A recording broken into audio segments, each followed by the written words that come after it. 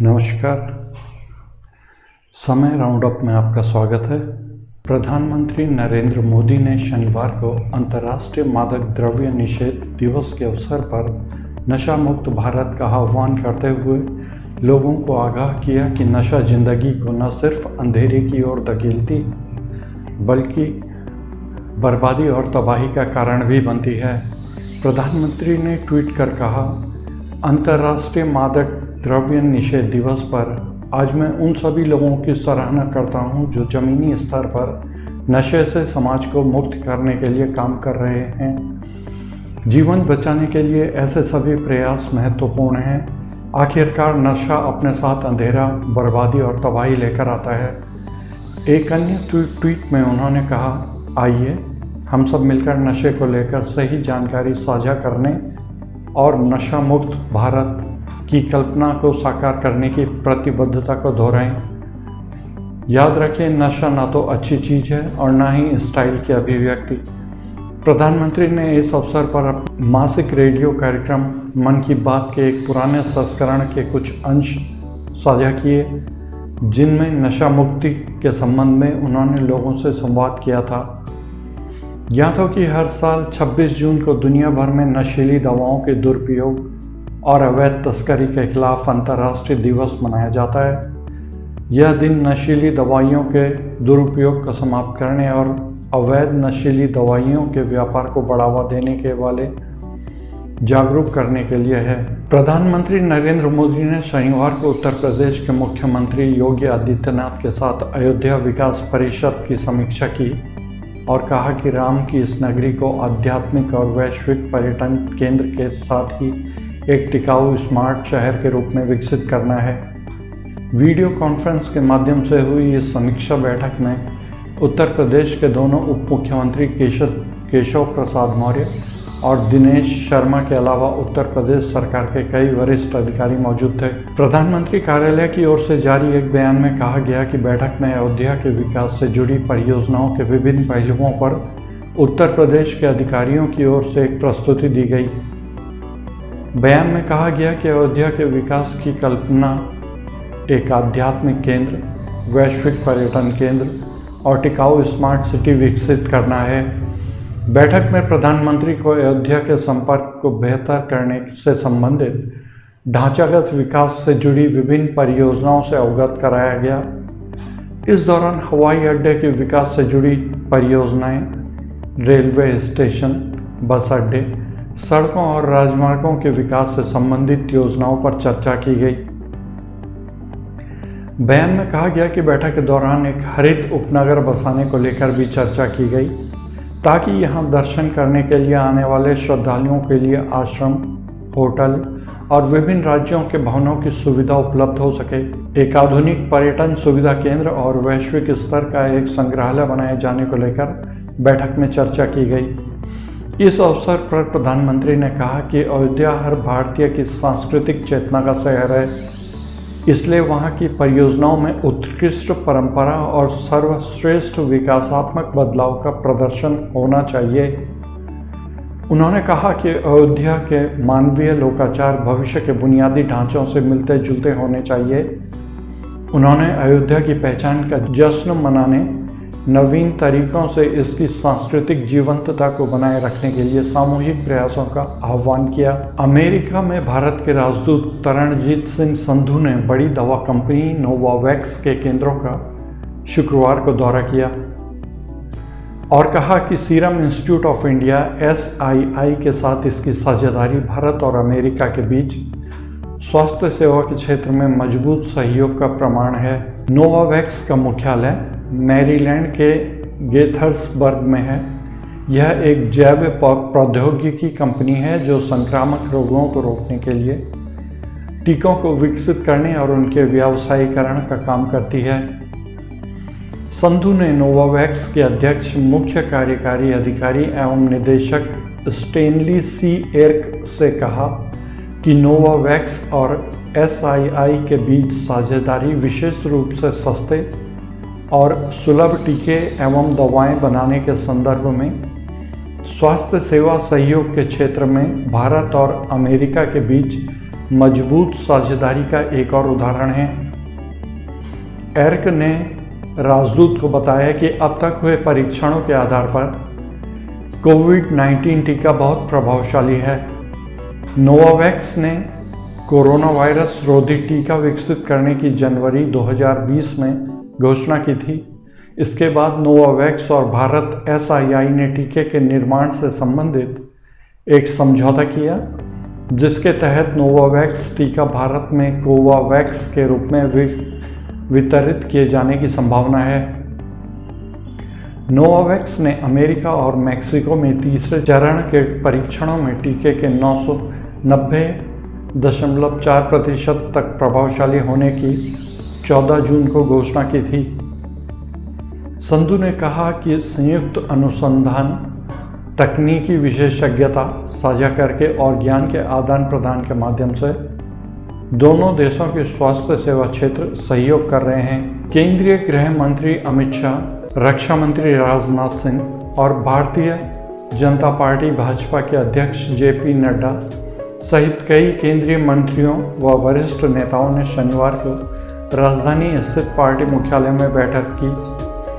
सूत्रों से मिली जानकारी के मुताबिक इस बैठक में वित्त मंत्री निर्मला सीतारमण, रेल मंत्री पीयूष गोयल, पेट्रोलियम और प्राकृतिक गैस मंत्री धर्मेंद्र प्रधान सहित कई अन्य मंत्री भी शामिल हुए।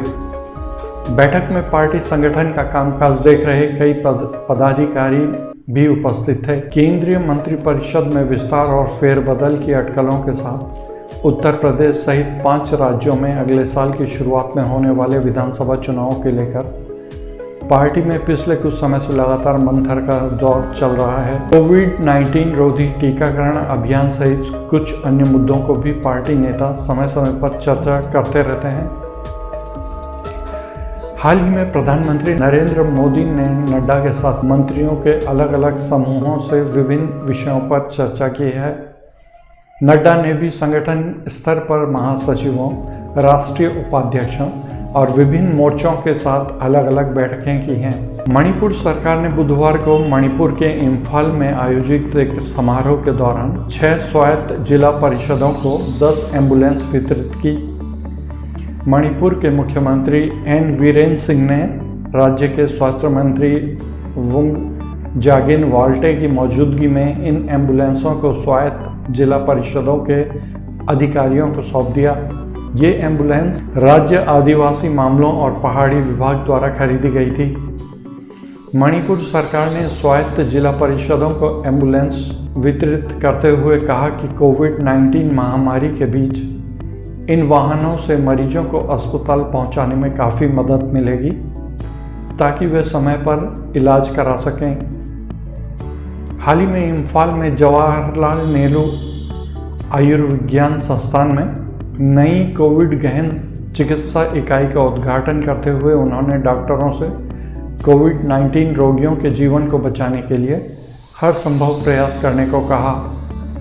उन्होंने कहा कि महामारी ने चिकित्सा कर्मियों को अधिक जीवन बचाने के लिए अपनी विशेषज्ञता का उपयोग करने का अवसर दिया है। कोविड-19 महामारी के दौरान रोजगार गंवाने वाले लोगों की मदद के लिए फेडरल बैंक ने एक विशेष पहल की है। बैंक ने केरल में अपनी शाखाओं में से 400 लोगों को 18,000 रुपये मासिक वेतन पर अस्थायी नौकरियां उपलब्ध करवाई हैं। फेडरल बैंक के मुख्य मानव संसाधन अधिकारी अजीत कुमार केके ने बताया कि इन लोगों को कोविड वार्डन का पद दिया गया है। इनका काम शाखाओं में आने वाली भीड़ को संभालना और उन्हें मास्क तथा सैनिटाइजर उपलब्ध कराना है। केके ने कहा, आजीविका उपलब्ध कराने से संबंधित यह परियोजना अगस्त 2020 में कॉर्पोरेट सामाजिक दायित्व CSR के तहत शुरू की गई थी। यह अब भी जारी है। उन्होंने कहा कि यह अस्थायी रोजगार है, पूर्णकालिक नौकरी नहीं है। उन्होंने ये भी कहा कि बैंक इन लोगों को 18,000 रुपये मासिक का वेतन दे रहा है। इन लोगों के वेतन पर पिछले 10 माह में 6 करोड़ रुपए खर्च हुए हैं। नए IT कानूनों को लेकर भारत सरकार के साथ अपने बिगड़ते रिश्तों के बीच ट्विटर ने शुक्रवार को अमेरिकी कॉपीराइट कानून DMCA के कथित उल्लंघन को लेकर सूचना प्रौद्योगिकी मंत्री रविशंकर प्रसाद के खाते को कुछ समय के लिए बंद कर दिया।